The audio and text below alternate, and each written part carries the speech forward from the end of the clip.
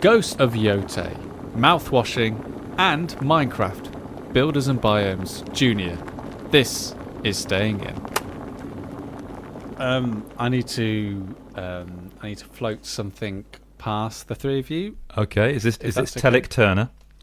Is it what? Oh, Telic Turner. Is this a safe space conversation? It's just I was made aware last evening in bed of a phrase that I'd never heard before, and I was told, "Oh, everyone knows that. You're an idiot and you don't know what it is." Okay. And I just want to make sure that who is right, Okay. me or my wife. Is the phrase Okay. "I'm sorry"? So, has anyone heard of the word Elevenerife before? Elevenerife. Oh, this is brilliant, fantastic! Oh my god! Is this like 6'7"? No, it's not 6'7". For a second, I thought you were going to do 6'7". I was like, "Oh, Sam, you're really aging really- up this podcast here." Yeah, at first I can't do shakers, and now I don't know what 6'7" is. No, we know what 6'7" is. Yeah, that's fine. Well, that's the thing. No, we don't. No, I No, don't. but that's the thing. We don't know it, but I know. But I have, and I do experience. I'm aware 6'7". of it. Yes. So I was in bed last night, and I can't remember what I said, but Lisa turned to me and she said, "You're such an 11er-reefer," and I was like, "I'm sorry." Elevenerife. Like I literally had to turn the lights on and just be like, "I'm what?" Yeah, because if someone says that to you in the dark, Yeah. Now, Sam, taking into account that this is a family-friendly show, is there a context around when this conversation was happening? It was in bed. Well, obviously was it. You've already told us that. I'm just checking. A safe place. What was the? Why did she say Dan, this? it's a safe place. You're with Yeah. you're with your loved one, and you might have a conversation that is you're using words where you feel like you're comfortable using those words. Okay, so the context is she was like, "Oh, I've got a bit of a sore throat," and I said, "Oh yeah, now you mention it, like I've got a bit of sore throat and my legs a bit ippy," and then she said, "You're an 11er-reefer." Okay, so is it either someone who kind of tags on to what someone is already saying, so kind of like I want to be part of the gang, or is it a one-upmanship? So yeah, I've got a sore throat. Also, I've got a bad leg. Okay, Dan, you've almost got it. So, and this is the genius of the phrase is apparently. So an 11er-reefer is someone who always goes one up, because where the phrase comes from is like, oh, if I go to Tenerife, they go to 11er-reef. incredible. Right. Okay. Right. Yeah. So and it's the idea that everyone's got that friend who's been to 11er-reef. Like when you say you've gone to Tenerife on holiday, they've gone, yeah, well, I went to 11er-reef. Well, should we see if it's one of us? Because I have been to Tenerife. I've been to Lanzarote. Okay, Dan, have you been to? I have also been to Lanzarote and I've been to Fuerteventura. Oh, he's two of the islands. Yeah. So I've watched Ace Ventura. Okay. All right. Yeah. That's it. I've So- not been to any of those. You've not been to any of the Canaries? No, I've not.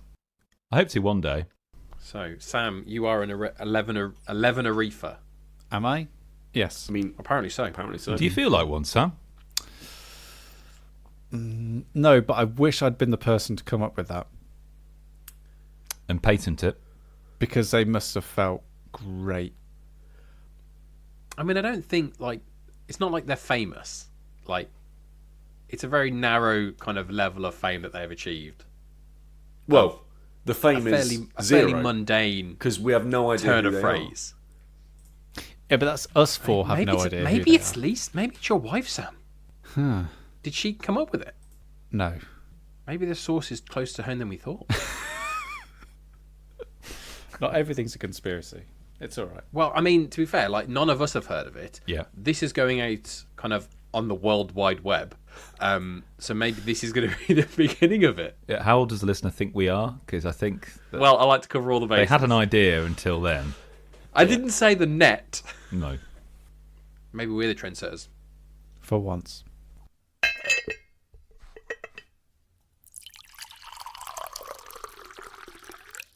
So, talking of being down with the kids, right? I've been playing a new game a hit with the kids, a hit with my kid. Okay. The scope of this is gradually diminishing, Sam. Hit with his friend. Who's also me. So it's getting my son into board games, or at least introducing into board games, has been a fantastic process. We've done a lot of great stuff. Sandcastles of Burgundy, we're on it. Massive fans. The Exit game for kids, brilliant, loves it. He got one for Christmas called the Sum Swamp, which I'm not a big fan of, but he likes it. It's all like mathsy and stuff. And Outfoxed, yeah, Uncle Kris. That one's gone out of the park. Loves an Outfoxed. Yeah, fantastic. That's such a, I think we spoke about this on my stag, didn't we? Which kind of gives you an idea what my stag was like, about how no one's really done anything good with the Guess Who, with the Guess Who mechanic since Guess Who, and it's kind of like, yeah, they have, and they called it Outfoxed and sold it to kids. So that's been great, but we've also been exploring the world of Minecraft for the first time. So okay, Minecraft is one of these weird things, right? It's a bit like 6-7, where my boy has not. I don't think he knows Minecraft is a video game, but he knows that Minecraft is a thing, and he knew that before. That's interesting. I brought this game home with me. When I brought this game home with me, he's like, "Oh, it's Minecraft." It's like, how do you know that is Minecraft? And then you just look around the playground, and all the kids are like wearing Minecraft socks, and it's just like a massive property. It's a bit like Marvel. Like, he's never sat down and watched Endgame, but he knows who the Avengers are. Yeah. Can you imagine if he did? Same with Mario and Angry Birds, and all of these things that are sort of like massive, it's just multimedia franchises, right? Yeah, absolutely. So it's just like, first of all, like, I've never really I know that Minecraft is huge, but for me, it's just like never been in that wheelhouse of it actually being like a major big IP. So that was kind of like the first thing. And then I got this game out. I learnt the rules, which is, dear listener, if you have young children and you're trying to introduce them to board games, it's a bit like, that tip that they give to people like at Christmas time, like, if you're going to get anyone tech, then unbox it, put the batteries in, download the updates, and then put it back in its box again, because otherwise you're wasting half the day. It's the same with board games. Unbox it, get it all out, learn the rules, and learn the rules and commit them to memory as much as you can as possible, because you are starting at 100 miles an hour when you get this game out. Like, there is going to be no expectation for you to sit there and go, right, set up, do that. It's going to have to happen in an instant.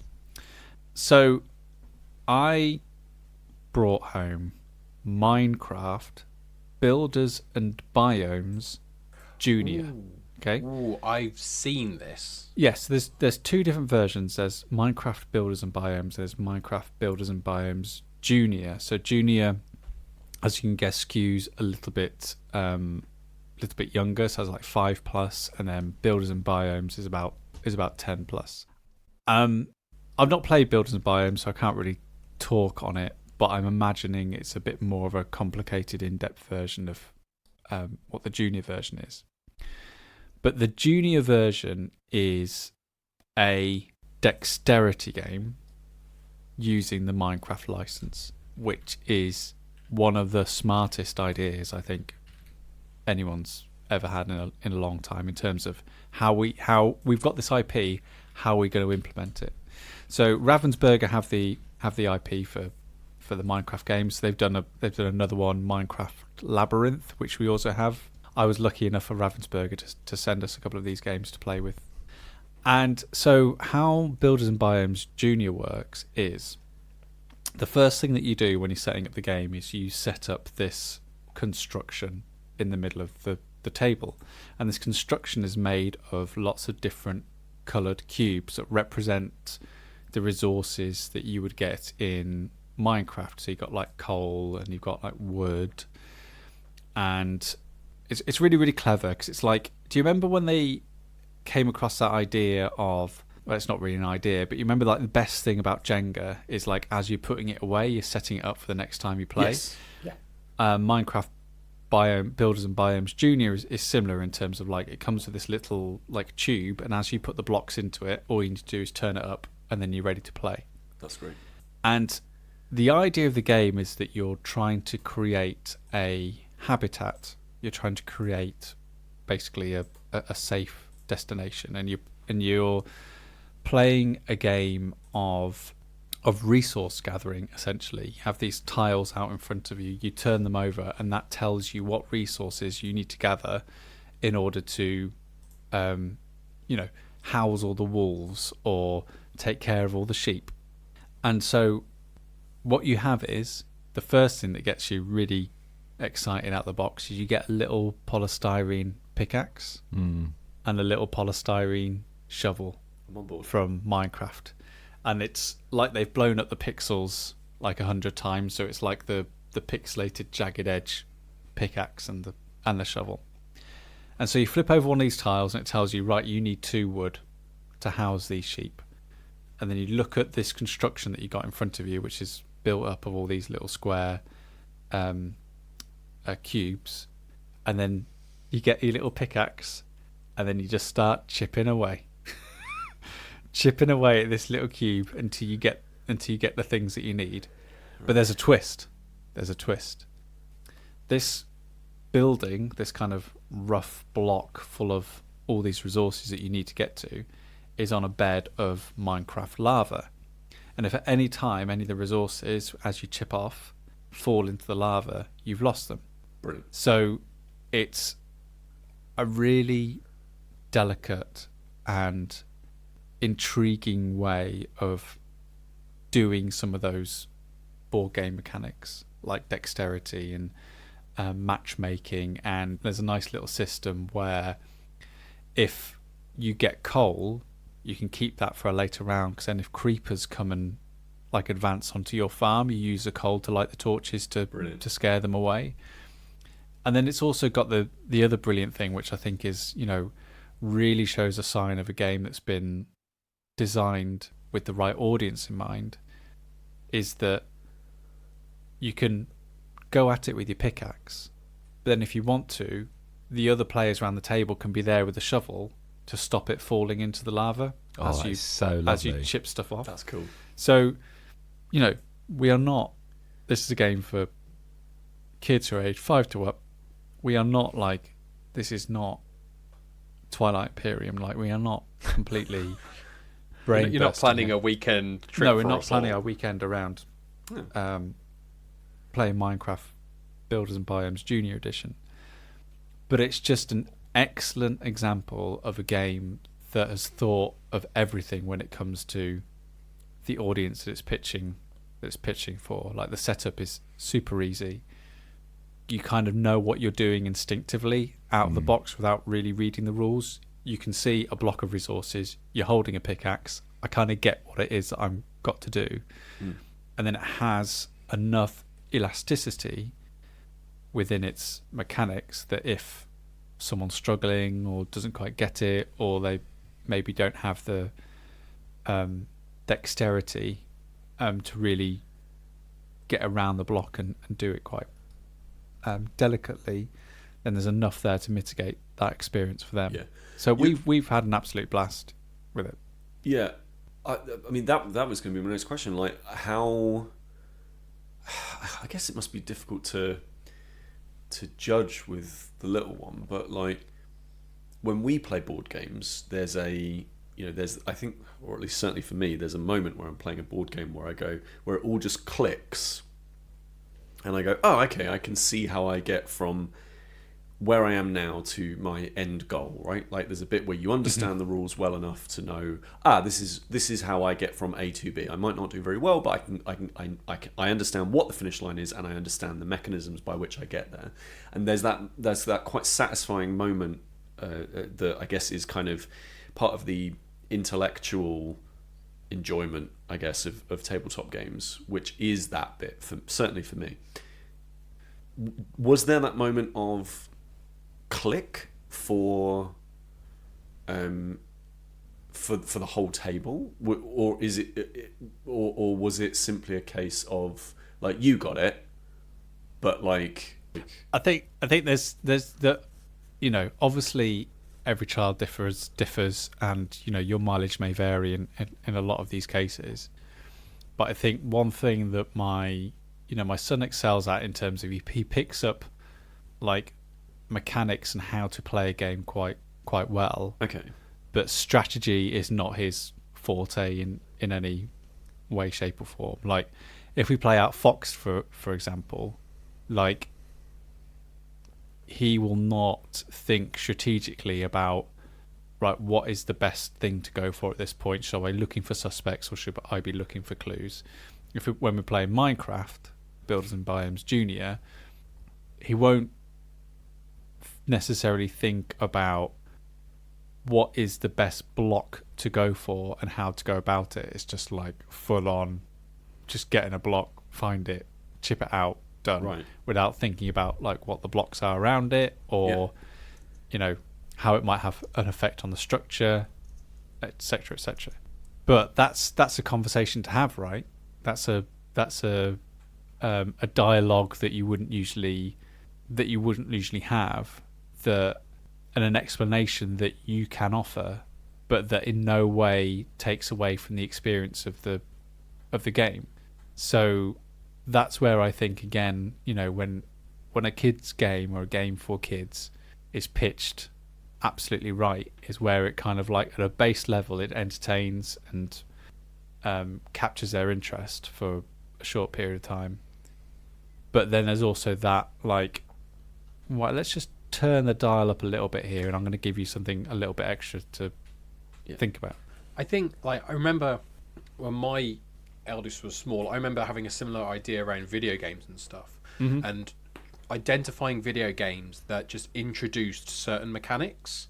Yeah. So, like, we would play a lot of the Paw Patrol games, because there'd be a Paw Patrol game which is literally just platformer left to right, and he would learn about navigating the screen, and there would be another one and it would be the same kind of thing but in a 3D world. So now he'd have to negotiate that, and he would be learning all these different elements. We're just building up a knowledge base. They weren't great games, but he's building a knowledge base. And I think something like, by the sounds of it, like this, I've not played this, but it sounds just like this, and you mentioned Outfox, and I've played Outfox, and we love Outfox in our house as well. Like, it's doing that same thing of just introducing in a very simple kind of way. These are not huge, expansive Twilight Imperium games. They're very simple in terms of the mechanics that are there, but it's really effective way of getting that information across, allowing kind of a younger mind to engage with it in a fun, interesting way, which enables them to just build that skill set. Yeah. Then. So you could go from Minecraft, Builders and Biomes Junior, and then graduate up to kind of the main one, which is for slightly older children. I think it's for like 10 and up or something like that. Right.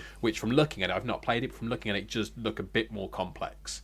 But I think that is what's really interesting about games like that they are just introducing simple mechanics, but in a way that's just, it's a teaching exercise, I think, sometimes. Because the last thing you want to do is scare anyone off at this age, really. Yeah. And that's really difficult to do. The last thing you want to do is scare anyone off board games at any age, right? Like, I feel I've certainly been at tables where, you know, perhaps the person's not, you know, present company excluded. Perhaps the person who's teaching me, you know, hasn't got either the best grip on the game or is just bad at teaching, and it can really be off-putting. Like, you know, or they're ultra competitive, you know, that sort of thing. You know, that's dangerous even amongst adults. So yeah, it must be challenging with children, where it's like these are the formative ages whereby, like, you know, Sam, this is important for you. If you get this wrong, you haven't got a player 2 in your old age, have you? And like it's something that I nearly got wrong with Animal Crossing, right? Because that's a really interesting example, because that definitely presents itself as a game for lower age groups. Yep, definitely. And I think that there is a lot of ingrained understanding that I would take into a game like Animal Crossing. So even though I've not played an Animal Crossing game before, I've played Stardew Valley, I've played Harvest Moon, like I've played video games before. I know what inventory management is and all this kind of stuff. I know what like the use of different currencies are, all that kind of stuff. And how and that's the danger, right? Is like how much you go into these situations without really being aware of your own innate understandings, because like I've had to have full-on conversations with my son about inventory management to the point where now I go onto Animal Crossing and I'm doing stuff for him to try and get him bigger pockets, because I just don't want him to have that conversation. I just want him to wake up one morning to get the big pockets. And again, I have this with adults, right? So when I run my local role-playing game community, we get people who turn up who have never played games before, and I have to stop myself saying, "So roll a d6."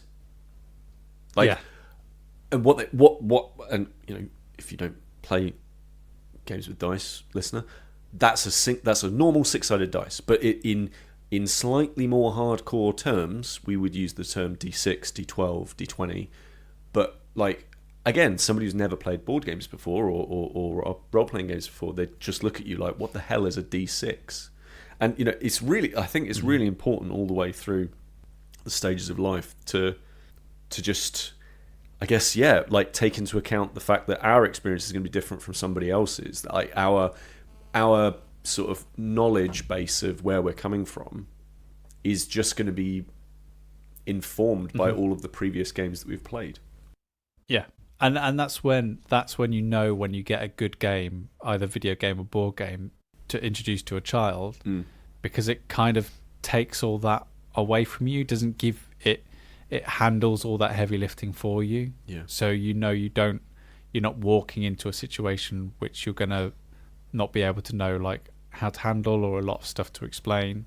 Yeah. Like I thought there would be more to Minecraft Builders and Biomes Junior, but it's pitched exactly right. There is nothing that I need to really introduce to just help a basic understanding. The basic understanding is right there. I can add some things to complicate it, stretch, and to complement, but the base game will always be understood straight out of the box. Whereas I'm still trying to get him to realise what the reasons that collecting sea cucumbers in your house in Animal Crossing is not necessarily a good idea. And that's a bit more of a difficult conversation. Here's a question for you. Is it possible to fry eggs at the top of Mount Everest? What have I got? Frying I mean, pan. yes, it is possible. Yeah, of course it's possible. It's possible to do it. Pardon? Yeah, of course you have. You all I need is a gas canister and a light, and even a frying pan and heat. And an egg. The hardest part of that challenge is keeping an egg. Getting there. Getting an egg there. Yeah, I think it's fair to say. Getting there, getting an egg there, but also think about the amount of oxygen that's up there. Very little. But if I've got a gas canister and a gas canister of oxygen, then I'm fine. You still need oxygen to create the flame. Yeah, no, I've got canisters for that. So rather you taking in oxygen to keep you alive, you'll die. I'll bring 2 canisters. Oh, just the 2, is it? One for the egg. Yeah. So I'm not worried about the fire triangle. I'm more worried about the egg. I would be more worried about hypothermia. Yeah. I'm frying an egg. I'll be very warm. Yeah. It takes 10 minutes. This is the question that is posed by many of the inhabitants of a game that I've been playing. One of 2 games that I've been playing that I kind of want to talk about in tandem recently.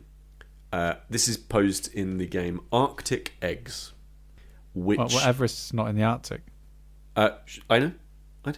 Let him get to it. Yeah. Okay, yeah. Well, I'm just saying it's. Well, let me tell you, Sam. Maybe there's an Everest level. Let me tell you, Sam. If that's the thing that's weirded you out about this game, you are in for a treat, because you will be. Maybe Arctic Eggs is a specific kind of dish, of a specific egg-based dish. I hope so. What would Arctic eggs be?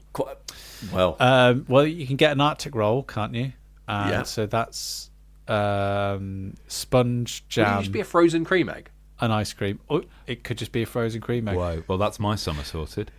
My my son ate a whole cream egg in one the other day, and I've never seen someone go from joy to regret in such a visceral way. It was amazing to witness someone who's so happy, who thought I've beaten the system and I've eaten a whole cream egg, to then almost be physically sick. And I was just like, this is. We know when I talk about consequences. This is it. This is it. What you're going through now. This is a consequence. Yeah. It was amazing. Anyway, Arctic eggs, frozen cream eggs. So, both Arctic eggs and another game that I've been playing, a game called Mouthwashing. I've heard of that. Both of them are published by a company called Critical Reflex. They're developed by two separate companies, built in two separate engines, and they are two in many ways very different games. But what Critical Reflex Are these on Steam? tends to publish, these are on Steam. Yeah, Mouthwashing, I believe, is going to consoles in like this year. I believe.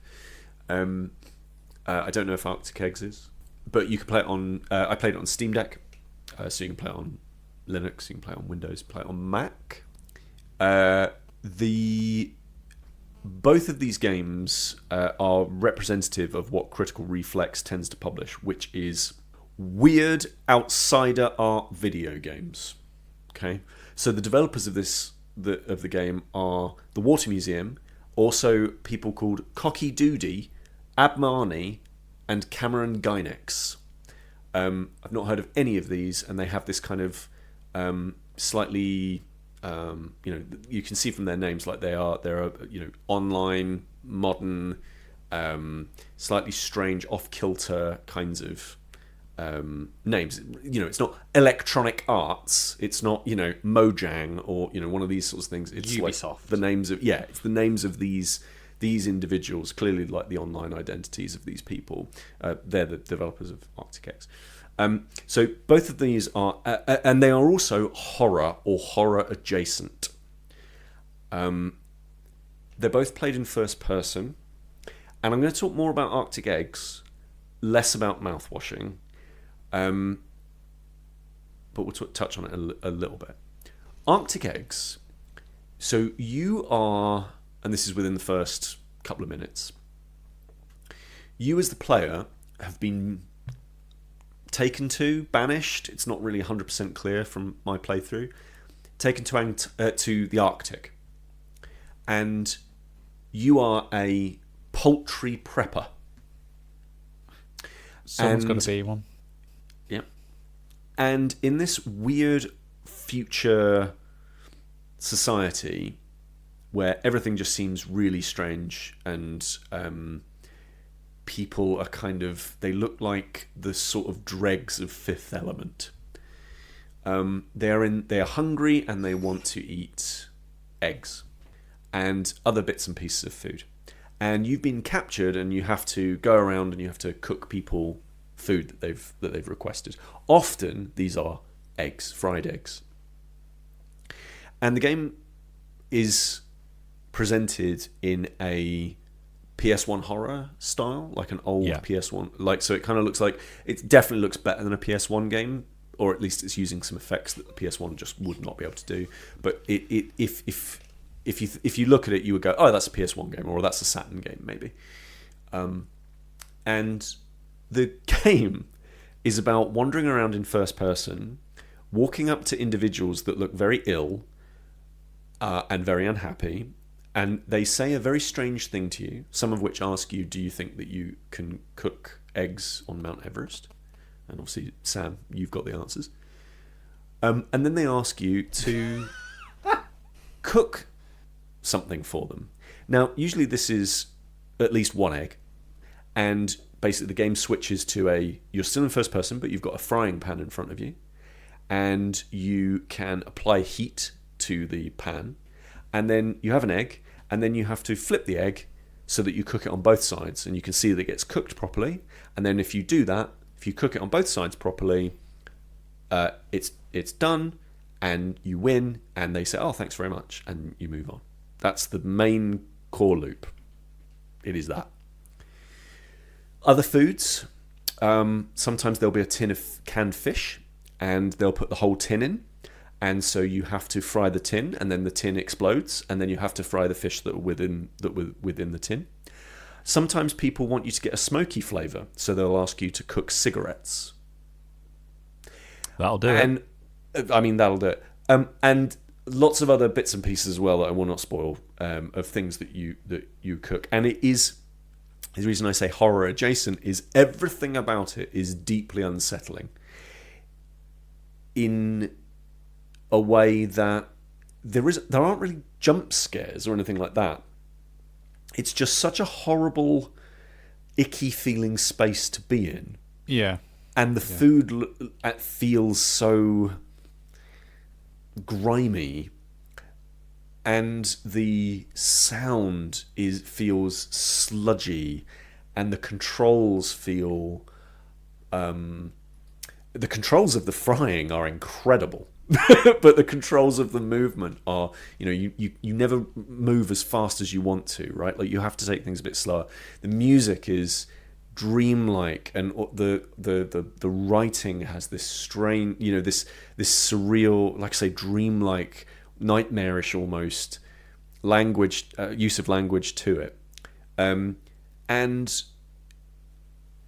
I won't go into any more than that, but it is 2 or 3 hours maybe of that, and you go through the whole thing, and it just hits you like a ton, like it just sort of hits you, and you just kind of experience it, and you go along with the ride, and then you actually get really into the frying the egg and the cooking mechanics, and they feel really good, and you're like, oh, okay, this is really, really cool, and you enjoy all the visuals and all that good stuff. Really, really good. Thoroughly recommend it. And then mouthwashing, and the reason I'm not going to tell you much about this is I think it's a disservice to talk too much about it. Mouthwashing, if Arctic Eggs hits you hard, mouthwashing is like a freight train. It is some of the best video game art I have ever played. As in, visually, again, PS1 style visuals, though, very good looking, great art direction, incredible art direction, I would say. Amazing writing, absolutely wonderful non-linear storytelling, genuinely non-linear storytelling. Moments where you don't trust your own senses, moments where you have no idea what is going on. The setup for it is you are on a space station and you are delivering a secret cargo. And what follows, so it's about 3 hours, and genuinely this is one of those, set aside some time, set aside 3 hours, and say, I am going to play mouthwashing. And fire it up, play the whole thing, front to back. Do not research anything about it. Don't look up a fact. Don't look about anything about it before you play it. If you've got family around, maybe don't have them watch the thing, because it gets pretty intense. It has some themes and some it basically is, it has some incredible visuals and themes that are absolutely inappropriate for sort of younger or perhaps sensitive people, and it manages to, if we were to be cruel about it, we could say it's kind of a walking simulator. That's not cruel. I think walking simulator is often used derisively, and I think that there is slightly more to it than that. But it is not a walking simulator in that it isn't that kind of pace that you expect from something like Rapture or Esther or one of those kinds of things. It has a pace that is totally its own. It feels, I know this is going to sound really hyperbolic, it feels like a very dangerous video game. It feels like it has ideas in it that are subversive and dangerous and occasionally, I would say, even perverted, and I've loved it.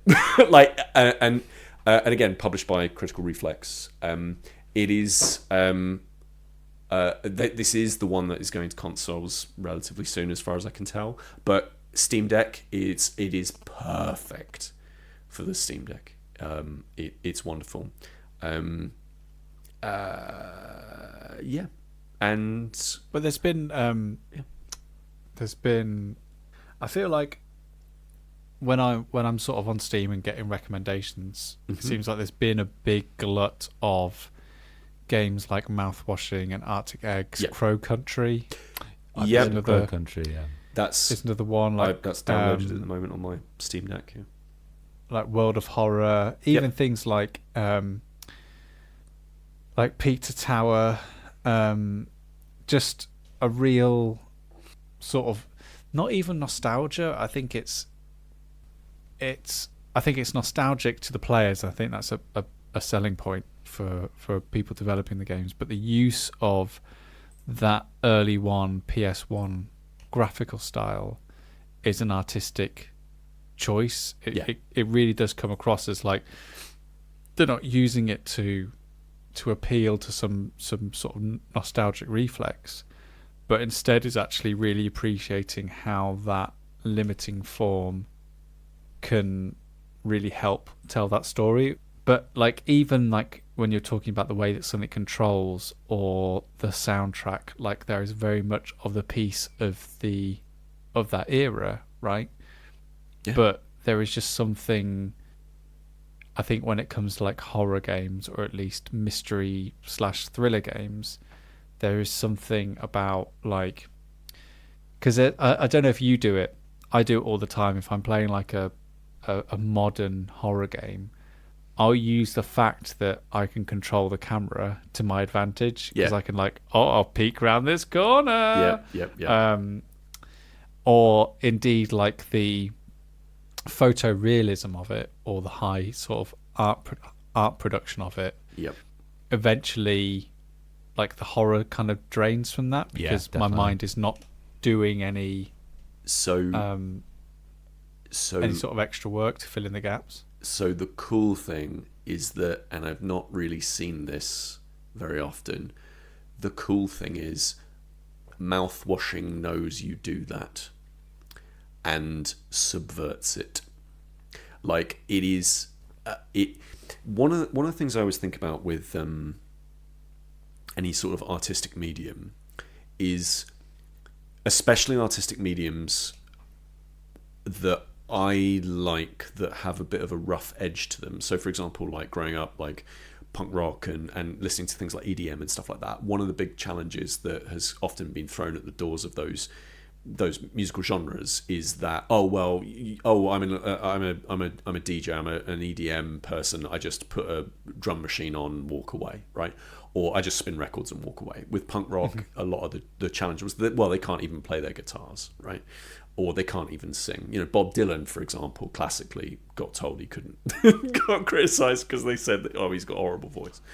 But I think with those, and one of the things I always find really interesting is when people working in those spaces are able to. Great example is a band called Refused, which I really, really, really love, and they're like a hardcore punk band, thrash, exciting, fun times, kind of what you would expect from like a hardcore or a punk band. And one of the songs on their best album, The Shape of Punk to Come, was essentially a piece with the cello. And they composed this piece that was essentially saying, no, look, we actually can play these instruments. We can play them incredibly well. We simply choose to play in this other way, right? And I think to bring it back to the PS1 horror, there are some utter garbage PS1 horror games that are basically like, look, I've made it look awful. And it's like, that's great, well done. Can you actually make it... Can you make games look good? And you get the feeling maybe they can't. Mm-hmm. Whereas with Mouthwashing, with Arctic Eggs, you do get the sense especially with Mouthwashing's art direction, that this is a choice. This is not we had to make it like this. This is, no, we have deliberately taken this art style and we are going to take what is interesting and unsettling about, wobbly, aliased 3D visuals, where the PlayStation could punt out a few polygons at a time. We're going to take what's unsettling about that and then combine it with some just wonderful art direction. And so I think that's the wonderful thing about it, that it manages to get that across while being, like you can just see that the tools and the abilities are just top drawer. Well, I think that kind of that whole nostalgia element would work for this type of game, because we think back to those PlayStation 1 games. You think back to kind of, obviously I'm not saying there weren't scary games before PlayStation 1, but we think back to kind of the first games that were scary, I'm thinking Resident Evil. I'm thinking Silent Hill. For sure. I'm thinking Dino of those Crisis. games. So that nostalgia is taking me back. It's not just about those visuals, but it's that reminder of that first feeling of being scared by these games. Yeah. Like, especially for me, like I never really played a lot of Silent Hill, but I remember distinctly like Resident Evil, like those early games of that feeling of fear when I was playing them. But to play to Pete's point, which terrifies me, to admit to, like the things that the reason why those games are so foundational, and I think I would put Metal Gear Solid in with this as well, because that game freaked me out when I was a kid. Like that game petrified me. It's like a mantis. Yes, because they were all, Capcom and Konami at the time, all knew how to use the capabilities of what they had in front of them. Yes. And they used them all to the benefit of the art that they were creating. So, to take Metal Gear Solid for example, like Psycho Mantis reading your memory cards, that's just a company and designers knowing that system so well and so in depth to know that they could do that to their advantage to tell their story. Yeah, absolutely. And I think that sometimes gets lost within the nostalgia, that it just looks like that games just look like they look like because that was the technology of the time, rather than it actually coming from a real understanding of the limitations and the access of the technology. Yeah, so for sure. And that sort of, it is from that era of you developed for a platform. And because of that, you could target that platform in a way that you can't really do that as a modern developer, unless of course, you are a first-party PlayStation developer or a second-party PlayStation developer.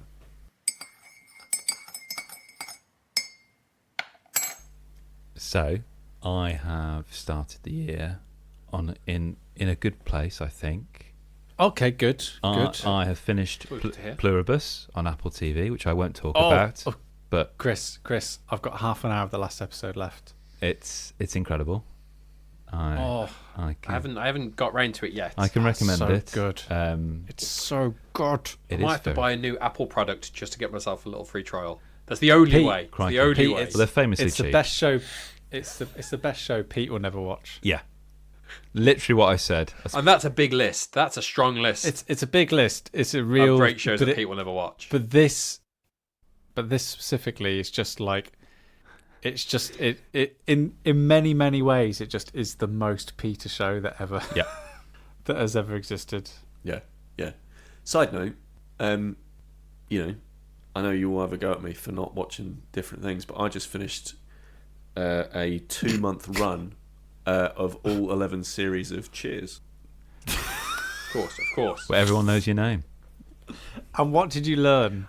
It's when Pete says things like this that my brain always goes back to those conversations where he says, I've just got no time. I've just got no time to do this thing that we've all said is amazing. I can't watch that 2-hour film. I can't play that small game. I can't do any of these things that you guys have all recommended. I've got 11 series of Cheers to watch. He's watching white people being problematic in a Boston bar. Yeah, I'm too invested in the love life of Sam Malone. We learned all sorts. I don't know how to segue from that into Ghost of Yōtei. Just do it. So I'm just gonna start talking about Ghost of Yōtei. Yeah. Just start talking about fair it. I mean, where to begin? It's an open world video game. I always start one at the beginning of the new year. So I can't believe it, but it's been like 2020 was when Ghost of Tsushima came out, I believe. Really? Yeah, it's been a long time since that game came out. In a way, that's good, isn't it? Because it's kind of like when you know that we did go through a period of getting an Assassin's Creed game every single year, and how much that eventually depreciated over time, to know that they've taken the oodles of cash that they got from Tsushima and have taken 5-6 years to make something else, then that's kind of should be quite confidence building. Yeah, oh no, definitely. And I think it's well placed because I love the Assassin's Creed games because I like the repetitive nature of them. I think at times, like that sense of routine, which is typically of an open world video game. Okay, there's all this world, but you can't explore all of it yet. Clear all the icons off the map. Reveal the fog of war. Like there's that real that is one thing that those Assassin's Creed games do really well, and I know that's probably why it appeals to Pete, especially it's just that slow little build up of progression. Yeah. It's just a little dopamine drip feed. Yeah, agreed. But also as well, and Ghost of Yōtei has that, like, what I love about open world video games is, like, depending on how much time I've got to play, I know what I can do. Yeah. So if I've got very little time, I can go and do like a little errand to kind of just find something, like an altar, for example. Okay. If I've got a lot of time, I could maybe take out an enemy settlement and assassinate people individually one by one. If I've got tons of time, I could maybe do something of a story beat. So Ghost of Yōtei is set in Edo in Japan in 1603. So this is like a few centuries after the previous game. So it's not like a direct sequel in the sense of following Jin Sakai from the previous game. And whereas Sakai was the character in Tsushima was a leader of a clan, this is a mercenary woman who has had no training. They're self-taught, and they are getting revenge on 6 warlords, essentially, the Yōtei 6, which are headed up by one of them who's called Lord Saito. And in kind of revenge style, you're working your way through the 6, and Atsu is their name. They have this sash, and as they kill each one off, they kind of just use the blood on their sword to like swipe across it on the sash, and they carry this sash with them. And like one of the things, and we spoke about this on the pod all those years ago, that is particularly powerful about this of Tsushima, and it's carried on Yōtei, is the visuals. They are absolutely stunning. Yeah. It is the kind of antithesis of the grimy, grubby, but nostalgic-infused PS1 horror that we spoke about before.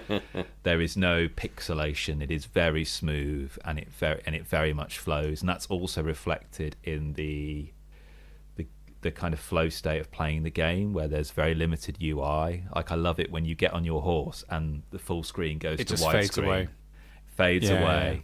And there's little touches where if your horse is galloping through white flowers, it goes quicker. That's a very clever way for them to kind of gently, surreptitiously nudge you in particular directions, so you see those really lovely vistas.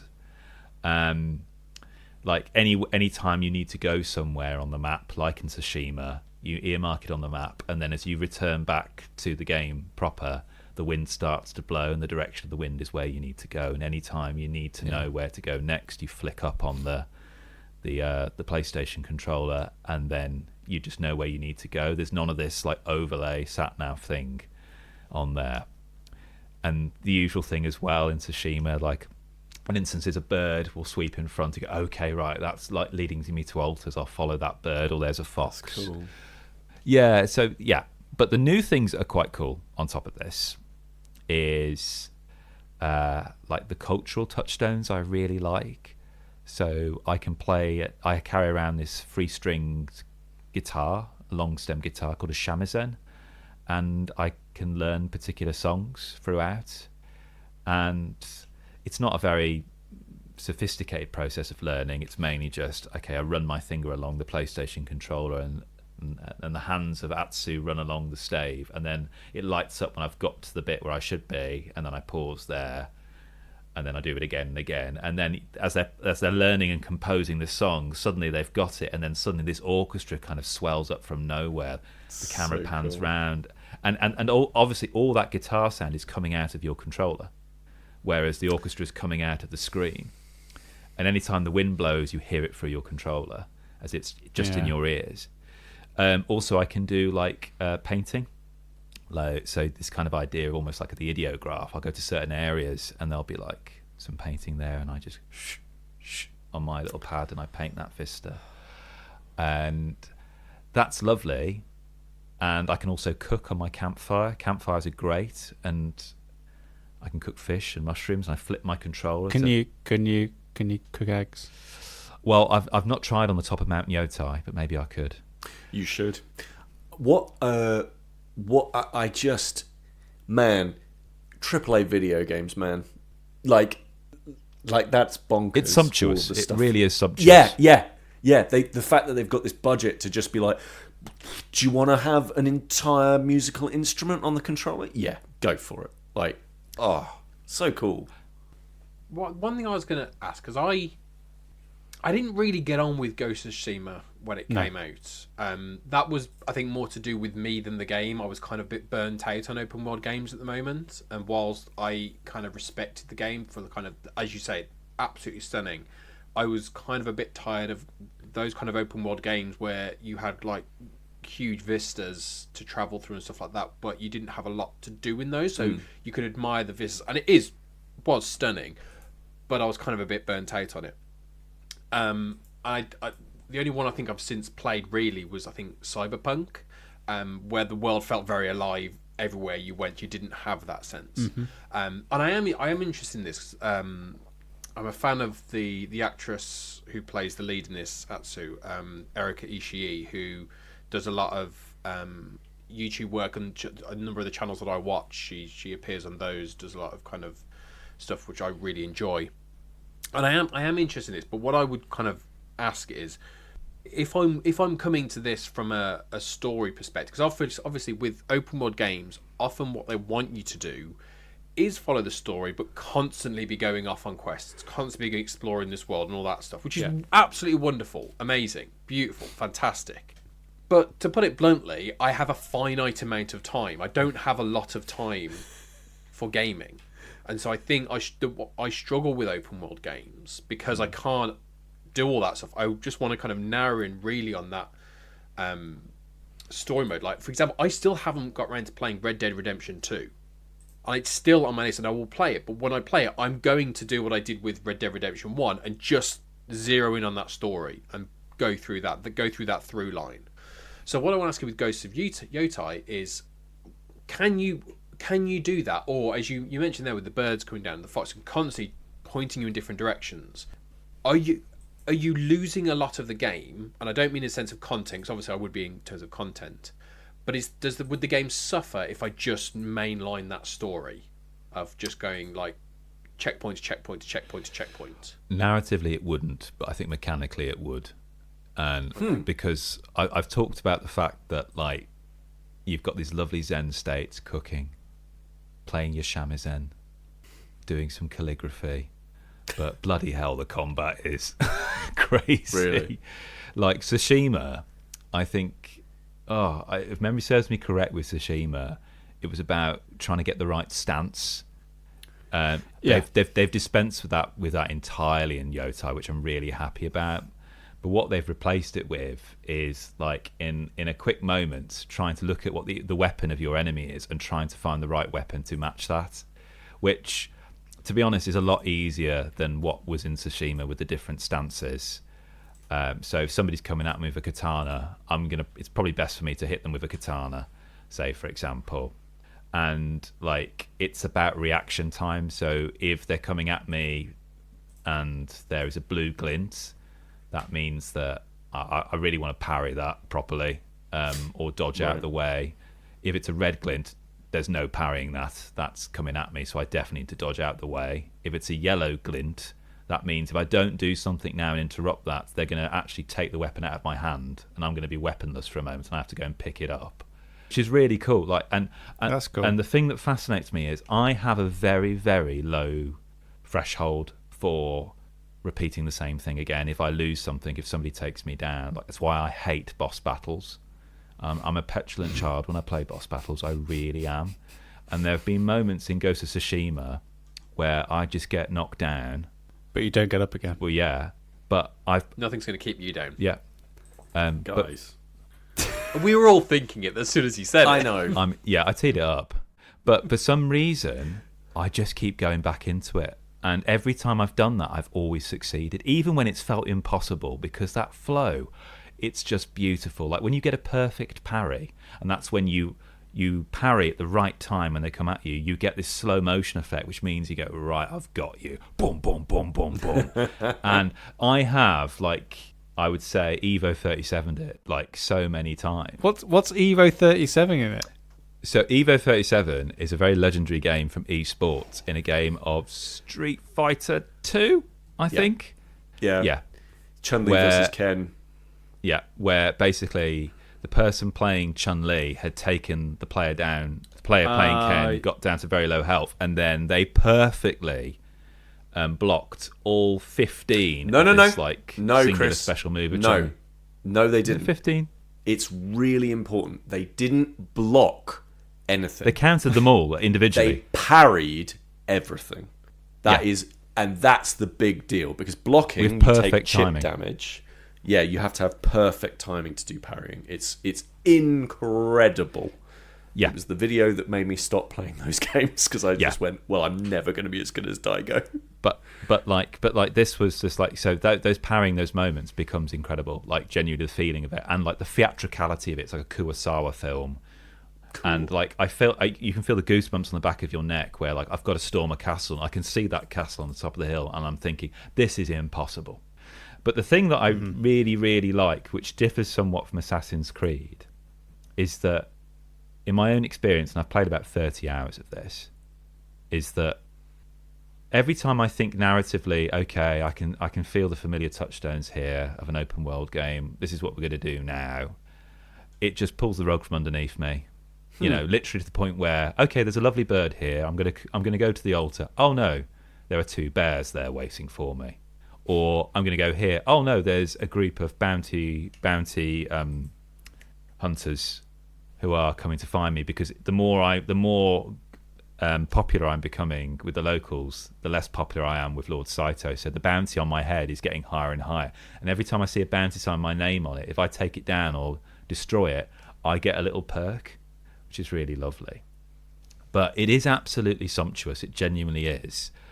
I just don't know if the stuff I'm talking about, that flow state with the weapons, will appeal to those who just want to focus, as you say, Dan, on the narrative, because the only reason I've not rage quitted instances is because I'm doing that classic thing of circling around the story bits, which are this ginkgo leaf on the map, and just solely I'm leveling myself up.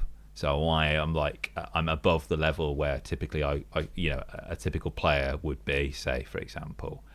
I mean, that's what the game wants you to do. Yeah. That's you're like mainlining the story, like, is not how the game is meant to be played. Yeah.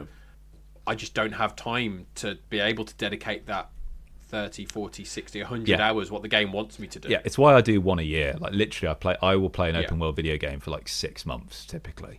And that'll be my one big game for the first half of the year, and then it'll be lots of small games the remainder. I don't think I could play more than one open world video game a year. I genuinely think I would struggle, because I feel satisfied and sated for that period then, like having something that fills in the gaps on my day, and also I think it would be diminishing returns for me.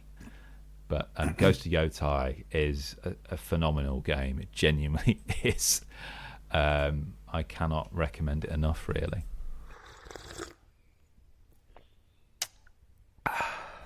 A friend of mine was listening to an old edition of the Staying In podcast the other day. They're all available. You can go back and listen if you really want to. In our days of youth. This was back in 2017. Crikey. And on that show, I said, Go on. me said that the only sci-fi that I'm interested in is Star Wars, and even I don't like that much. And when he told me that he heard me say those words, I literally downloaded that podcast and had to hear those words coming out of my mouth for myself, because that is not the man I am today. I was going to say, you are the man who, when we did our episode 200, put in everything to do with Dune that ever existed. All of it. You've also read The Expanse and The Free Body Problem. Yep. Some of my favourite books, Seven Eves. Some of my favourite books of recent time have been sci-fi. I just can't believe that used to be my stance. But it just shows you how we can grow as people. We can. Really. We can all grow. If you discover any horrible truths about us from listening to previous episodes of the Staying In podcast, then do let us know. stayinginpod@gmail.com. You can also go to Instagram at stayinginpod and leave us a DM. They're all open. They're all available. And in terms of other legacy elements of the podcast that you can also enjoy, on Steam and Board Game Geek, we have curated pages where you can see all the video games and all the board games that we've ever spoken about across the years, and get some recommendations that will suit you. And there's also some Spotify playlists as well.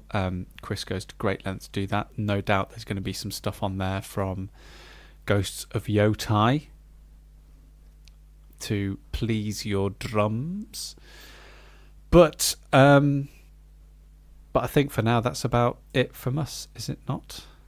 I've already forgotten. What is our new outro? What? Something's brewing. Careful now.